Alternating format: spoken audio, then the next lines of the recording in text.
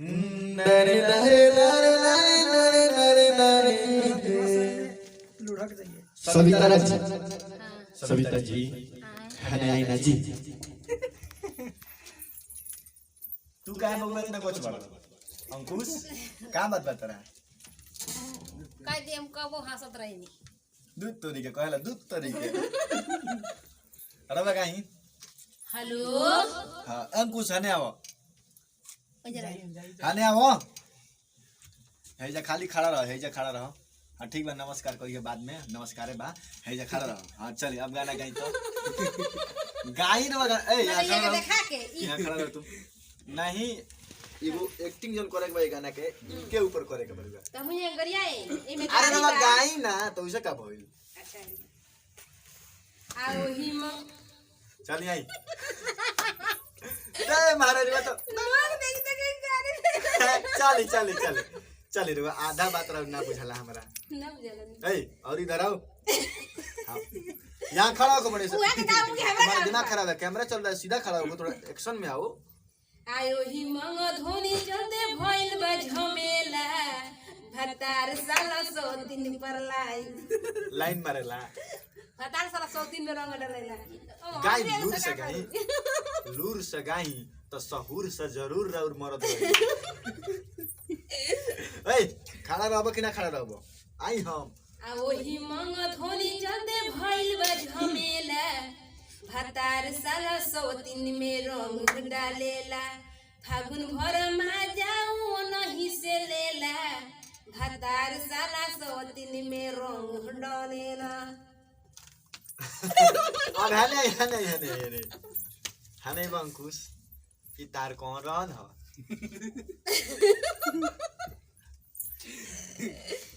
माने नाम का भातार बड़ा की काम का पहले ही बताओ काम के तो फिर दूसरा के में रंग काहे डालता रहो आय तो दुनु के देखे के बा अच्छा यो बात बा तो ऐसा गाड़ी सुनत रहो आ दोनों मिल के तरह कुटिया सन तो बुझबो ई सब गलती काम ना काय करे कुटाय हां कोई दी हां तू को इंतजार में बड़ी तू कहले कि थोपी होइले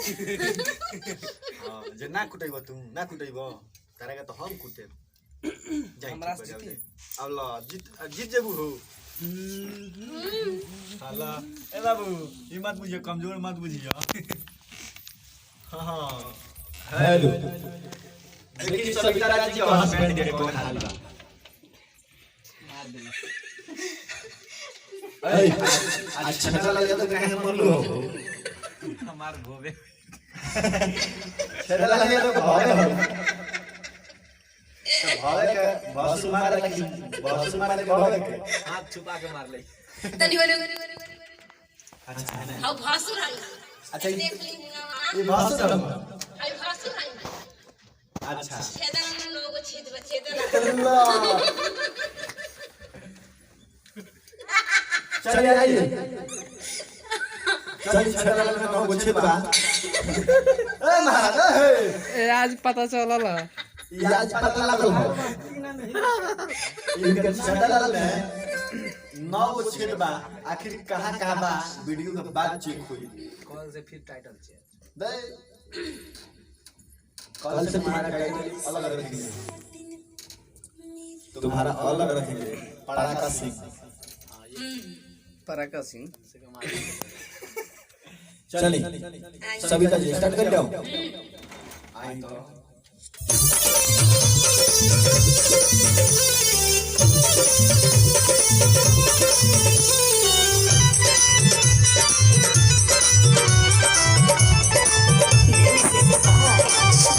Thank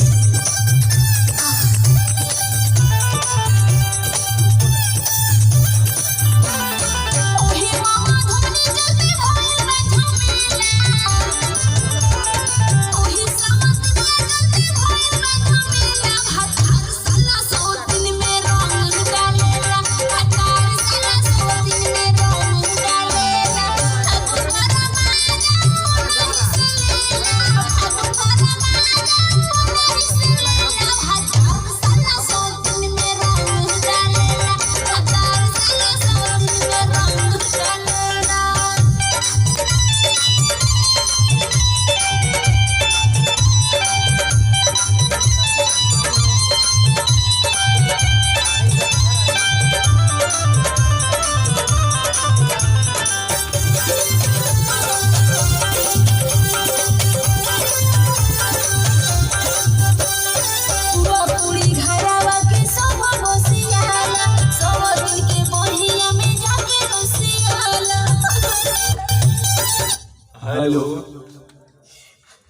सविता जी आय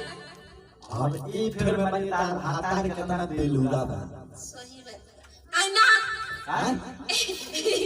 हमार नानू मने वो रतिया कहतिया अच्छा वो रतिया कहतिया तार भातार केतना बड़ी बताओ ना जाने केनो होइए जो या ये तो ये बताए अच्छा आज काल्पनिक भातार बना के लोग नहीं करेंगे अंकुश भाई के उ तो तनी मुनी झलक रहला हां मैंने उनको के जाने नु होई ऐसर बानर भातार जना मिल जाओ कि तो उहे बुझी ना तो ओकर खानदाने बुझी चली अंतर में और बढ़िया से ठीक बा पूरा पोल खोल के बाएं तक भइल बताओ तनी आई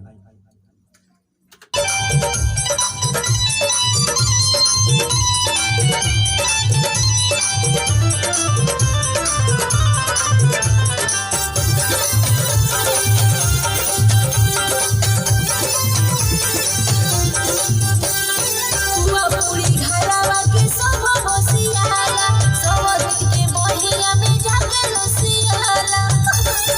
बात बड़ी हुआ पूरी घरवा के सब बसियाला सब दूध के बहिया में जाके लसियाला ओकरे भतार से दोस्त करेला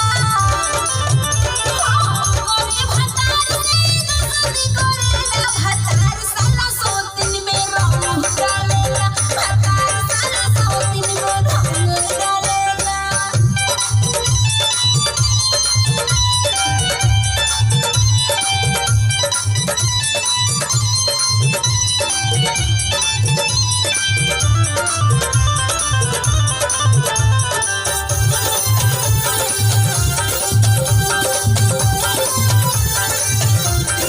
तारा कोरिले तो देवे लगारी जोगी दिखा के हम कोई निहारी हेलो गरीब को करे बाप का करी करिए का कहबो ए सखी जोना दी बात ना सुई तो का करी तार मरद ह की फाइटर है हो बेहाया है बेहाया हो अंकुशा काय अंकुश देखे नी बेहाया के उखाड़ के फेंक दो तब सालो हरिहर रहेला तो वो आदमी के समझावले का फायदा अंकुशवा तो कहल समझावले कि बेइज्जती। वही जगह पर जाए ए आय अंकुशा कहई बेइज्जती उहा के हम काहे को उहा कोई सकीला ना तनको मत कहे बेहाया तो छोड़बे मत कर कह के चली आई तो अंतर में आई तो आय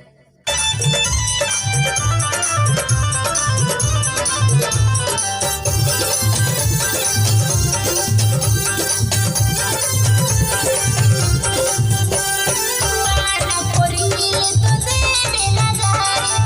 जोगी दिखा के हम कोई निहारी खावन तारा कोरिले तो देवे लगारी जोगी दिखा के हम कोई निहारी झूठे खाली हमसे हरारी बोलेला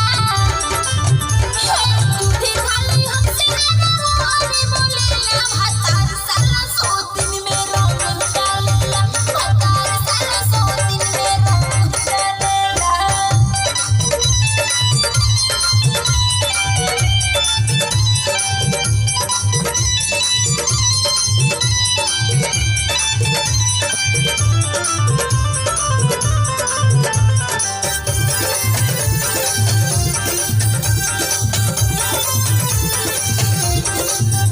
पानी से हमर भीगला ना सारी फुटवलो पे अंदर के मत झलस मारी कहा बताई हो पानी से हमर भीगला ना सारी फुटवलो पे अंदर के मत झलस मारी संविदारा सन फोटो खींचेला संविदारा सन फोटो खींचेला साला सोतिन में रंग डालेला भतार साला सोतिन में आई आई ये सविता जी आई और भातार के चाल तनको न सुहाला खतरनाक बयास है सविता जी ढील हरकत का हो।